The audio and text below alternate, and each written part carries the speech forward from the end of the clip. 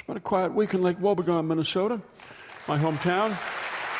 Out there on the edge of the prairie, big wind came in yesterday and brought in a little taste of November for us. Turned chilly and cold almost right away. And Jimmy Krebsbach, who was visiting from Texas, felt this chill, decided it was time he headed back down home. He called the 800 number, and he moved up his airline reservation to a couple weeks from now. He's been visiting friends and family up here, and like so many Minnesotans who moved away in search of warm weather, he has become deacclimated, you see, and so they're no longer able to tolerate extremes of heat and cold. Minnesotans, you and I, we're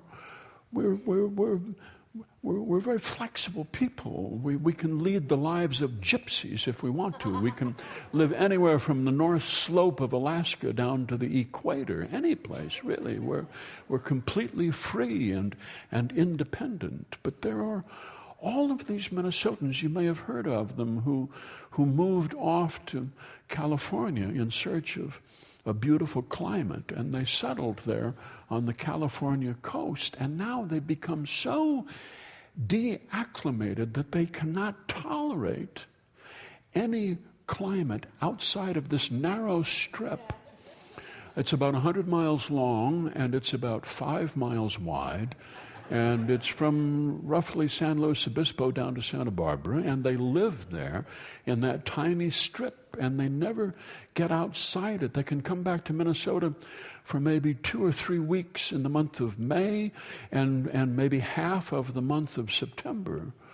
But otherwise, they stay right there in that little narrow strip, and because their territory is so small, they've never been able to get a really good education or to find really good jobs. It's like those animals who disappear because their territory has been decimated. The passenger pigeon and the American bison and the dodo as well on the island of Mauritius just vanished because they were compressed into a tiny area. These Minnesotans live in this little strip there, and they live in mobile home parks, and they're tan, and they're comfortable, and they're illiterate, and they live on welfare because they can't leave this tiny strip of land. It's a sad thing. Anyway, Jimmy Krebsbach lives down in Texas, and he did really, really well in natural gas a few years back, and he earned a vast amount of money, and he was able to amass this terrific collection of Cadillac Eldorado convertibles circa 1959, 1960, big tail fins with the rocket in them. He has 516 in his collection, most of them white, but a lot of them red and some blue, and he has them just south of Odessa, just not too far from the interstate. He had them parked outside for a couple of years, and in fact he had them arranged to form the stars and stripes, blue and red and white stripes, and they were all parked out there. People took aerial photographs. There are postcards. You can take a look at this. Until something fell out of the sky and landed on one and demolished it. And it was a Nash Rambler, which had fallen out of a cargo plane. A car destroyed by another car falling out of the sky. And the sun was hard on the finish, and so he moved all of them indoors. He built this 350,000 square foot warehouse out there on the dry, dusty plains to keep them all in, 16 of which he had bought on eBay from the late beloved leader of the Republic of North Korea, Kim Il-sung, So it's all there, these Cadillac Eldorados. He's a different person in Texas than he is in Minnesota. And we know that, but he accommodates us when he comes back. He leaves the big hat and the boots down there, and he just gets a rental car at the airport, and he drives up to Lake Wobegon, and he's very friendly, and he's good to his parents, Myrtle and Florian. And he goes down to Krebsbach Chev, and he crawls in under the cars, and he changes oil and spark plugs, and he goes out fishing for walleyes, and he cleans his own fish. And to us, he's sweet Jimmy Krebsbach, this kid who grew up there in Lake Wobegon. We remember him because he used to carry a briefcase to first grade. And when he had a crush on a girl, he would give her a roll of pennies. People remember these things. And he's good to his parents, and he sends them money so they can take trips and fix up their house. He's a good person. The Krebsbach family had a picnic on Sunday. They had it on the beach down by the Moonlight Bay Supper Club. Myrtle Krebsbach said, "If you think I'm going to make supper for that whole crowd, you've got another think coming." Well, people were glad that she didn't want to. Because her cooking has just gone to pot over the years. She used to be known for her fried chicken and her potato salad, and now she just drives down to the Piggly Wiggly and she buys big tubs of stuff and sets it out. She doesn't care. So everybody was there at the beach before they went in for dinner, and Jimmy Krebsbach was there on the beach, and Carl's wife, Margie, got up her nerve to ask him. She said, "I don't mean to be nosy, and you can tell me if it's none of my business, but that scar on your chest, did you have a heart operation or what?" "No," he said, that's where I stabbed myself with a butcher knife back in 1998. It was 14 years ago. She said, "Oh, was that before the natural gas wells hit?" "No," he said, no, that was long after.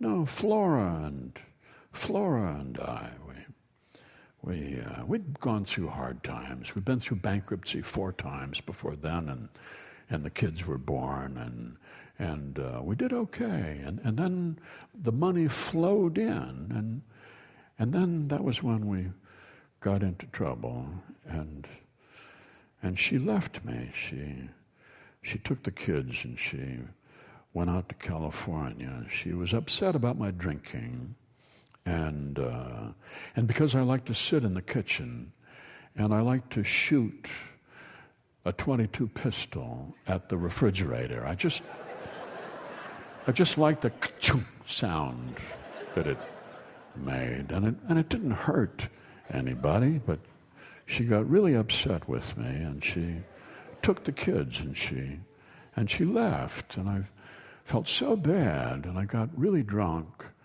and then she sent me a text and said that she had gone off with a cocktail pianist that she'd been in love with for several years, and she wished me well. And I got as drunk as I could and still stand upright. And I took the butcher knife and I plunged it into my chest. It was really sharp. I'd sharpened it well, so I didn't feel that much. And I lay down expecting to die, and then I didn't die. And I got in my car and I drove to the hospital. And they pulled the knife out of me and they bandaged it up. It just hadn't hit anything crucial. And they gave me a cup of Vicodin and they sent me home. And not dying really changed my life. I quit drinking, and I added about 150 cars to my collection. I'd always been a little hesitant about buying more Eldorados, but Flora had told me that she would leave me if I bought any more, and now she had, so I did. It just made sense to me. Well, my goodness, said Margie. That was Sunday night. They had gone to Mass at Our Lady of Perpetual Responsibility that morning at Florian's insistence, and that was the morning that Father Wilmer had terrible allergies and was coughing and wheezing and hacking. And nonetheless, he stuck with it, and he read the gospel for that Sunday, which was the passage where Jesus tells his disciples that they must pick up their cross and follow him. What does our faith mean if we're not willing to die for it? And what shall it profit a man if he gain the whole world and lose his own soul? Father Wilmer was wheezing up there and coughing. He could barely speak because instead of Benadryl, he had taken a diuretic, and so he was wheezing and his head was full of snot, and he was going back from one foot to the other, and he had to pee so badly and was moving to people. I mean, that's a verse. What shall it profit a man if he gain the whole world and lose his own soul? That makes any room of Christians get very quiet all of a sudden. But here it was in front of them. Here you could see the humanity of the priest who was in pain but still stuck to his post. Then the choir came in and sang the anthem after the sermon, which was, the homily was just 2 paragraphs, really, his first and last paragraph, and the anthem came up and he disappeared into the vestry and found relief. But it was moving to people that our humanity just sticks out all over us. And what shall it profit us if we gain the whole world? They went out to supper that night at the Moonlight Bay Supper Club, and Margie sat and she looked at Jimmy Krebsbach over there, who was getting ready to go back to Texas. He's famous in Texas, we know that, but he doesn't bring it with him. When he comes back, he's just himself, Jimmy. He's kind to his parents. He's like one of us. She looked at him. She knew that he's a right-wing Republican, and that's why we never talk about politics around him. We just don't want to ever get into that. He doesn't either. We just talk about fishing and we talk about cars. There he is, a right-wing Republican, but he loved a woman so much that when she left him for a cocktail pianist, he ran a butcher knife into his chest. We truly don't know each other. We are ships in the night.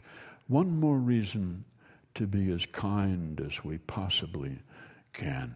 That's the news from Lake Wobegon, where all the women are strong, all the men are good looking, and all the children are bug addicts.